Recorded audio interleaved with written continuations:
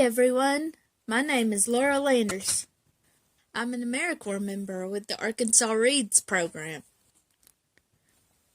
The Literacy Council where I volunteer is the Ozark Foothills Literacy Project, OFLP for short. I hope you will join me each week in reading and discussing a book, one chapter at a time. Feel free to discuss in the comments. All I ask is that we keep it friendly.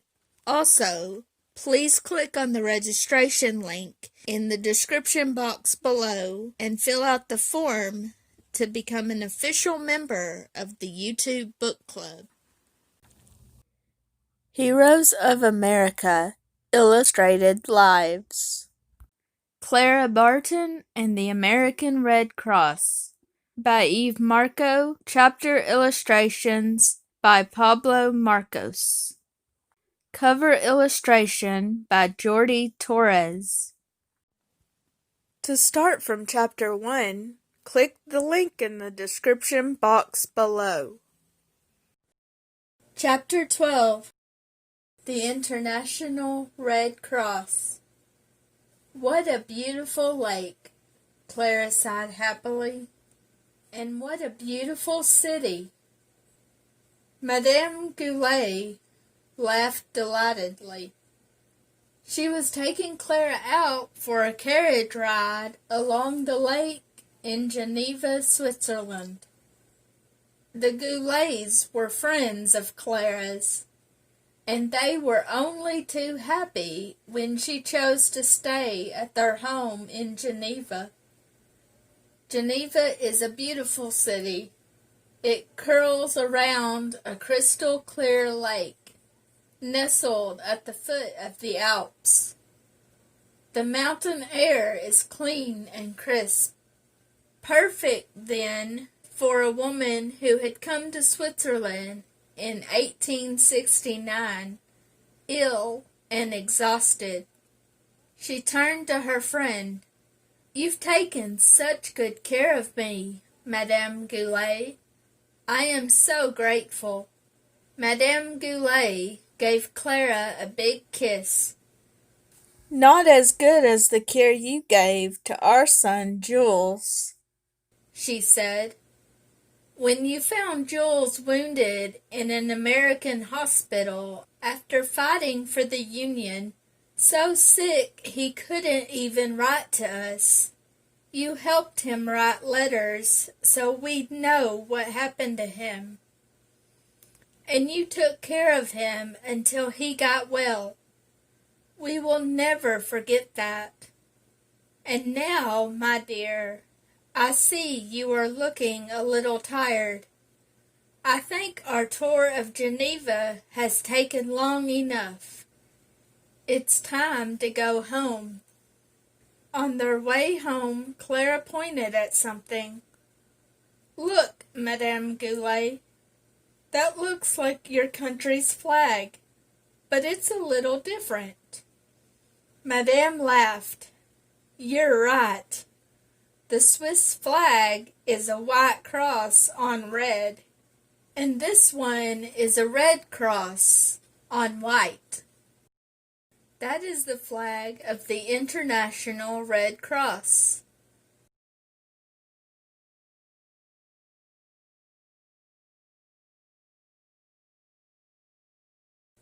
"The International Red Cross?"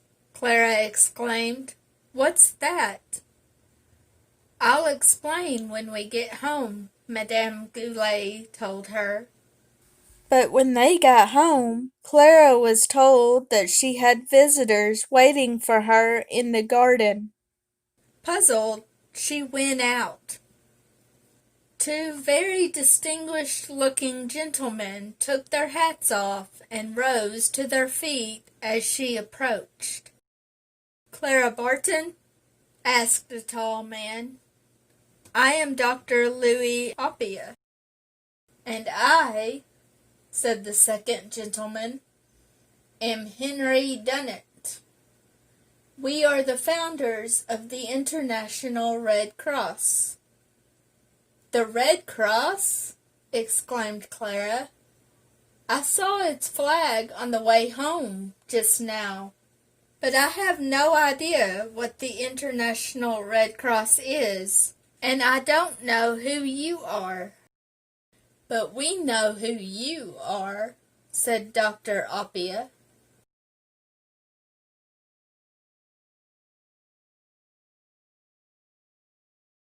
"You are Clara Barton, the famous American nurse who worked at the front lines during the Civil War. That's why we've come to talk to you." Clara, still puzzled, sat down. "Let me explain," said Henry Dunnet. "Miss Barton, have you ever heard of the Battle of Solferino?" Clara shook her head. "It was a terrible battle among Italian, French, and Austrian soldiers, which took place in Italy in 1859, 1 year before your own Civil War. I watched that battle from a nearby hilltop. Miss Barton, many soldiers fell that day. I watched as the wounded lay on the ground, left to die because doctors were unable to treat them." "That's exactly what happened in the Civil War," Clara said solemnly. 40,000 soldiers were either wounded or killed at the Battle of Solferino, Henry Dunnet continued. "Most of those who died would be alive today if they had received medical care in time." "Then this happens all over the world," Clara exclaimed. "Not just in America." "It did happen all over the world," Dr. Oppia said. "But not anymore.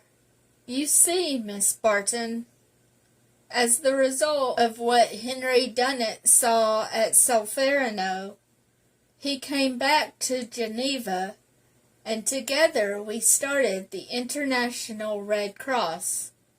The Red Cross Treaty was signed by 31 countries in 1865, right at the end of your Civil War. The countries who signed the treaty agreed that during times of war, their soldiers will not shoot at any nurses or doctors who care for the wounded on the battlefield.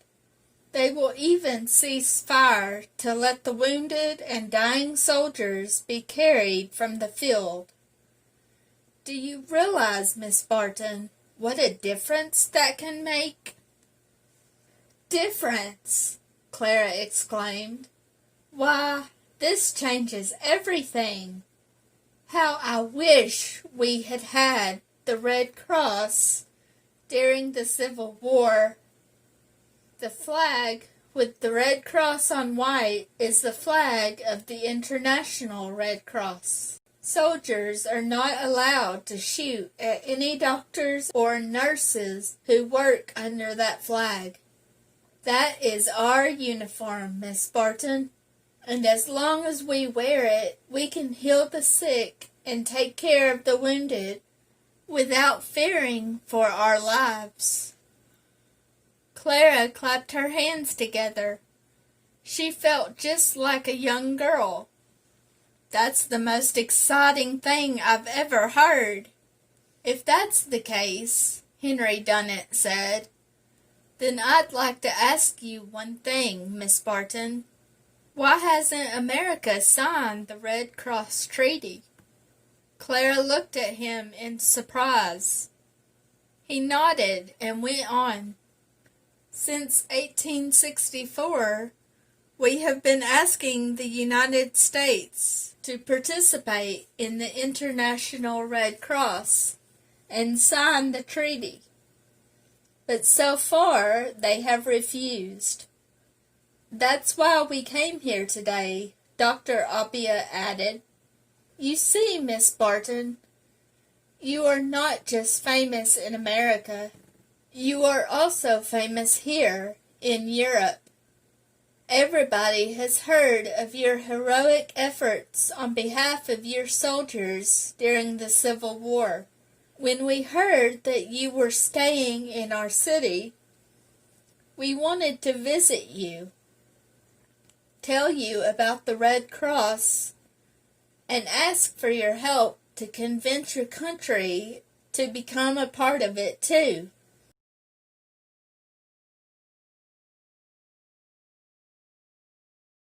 We were sure that you, who have seen so much suffering, would appreciate what the Red Cross does and what it can do in your country too. They rose to their feet. Clara rose too. "Gentlemen," she said, "I thank you for your visit. You made the right choice in coming to speak to me. Right now, I must stay in Europe for a few more years, but I give you my word that when I return to America, I will do all I can to convince my government to sign the Red Cross Treaty." Both men bowed. "We could hope for nothing more," Henry Dunnet said. "We know that when Clara Barton makes a promise, she keeps it." They picked up their hats and Clara walked them to the door. But that night, Clara couldn't sleep.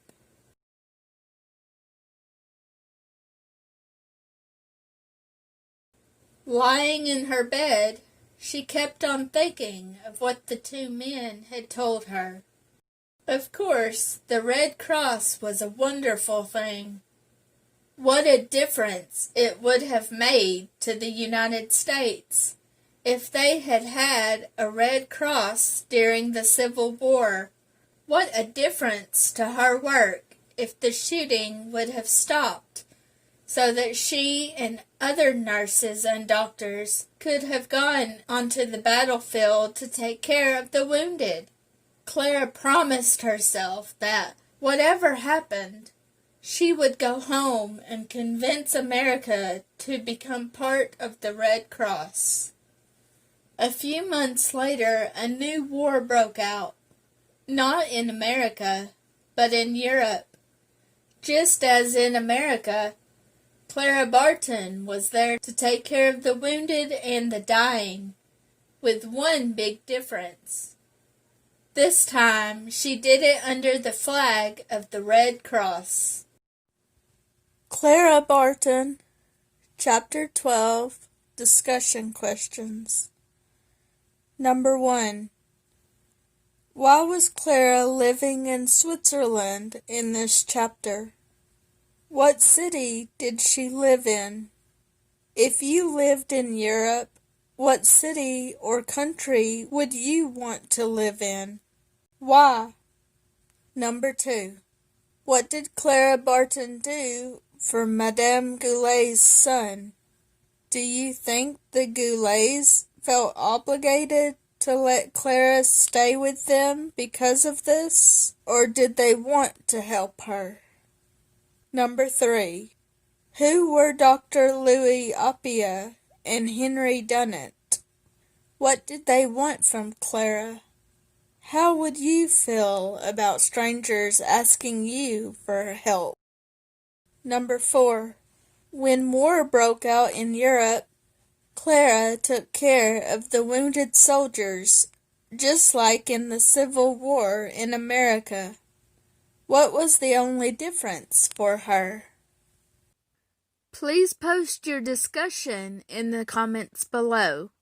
Also, remember to click on the link in the description box below to fill out the registration form and become an official member of the OFLP YouTube Book Club. Next week, I will post the next chapter and discussion questions, so be on the lookout for that. Thank you so much for listening and participating.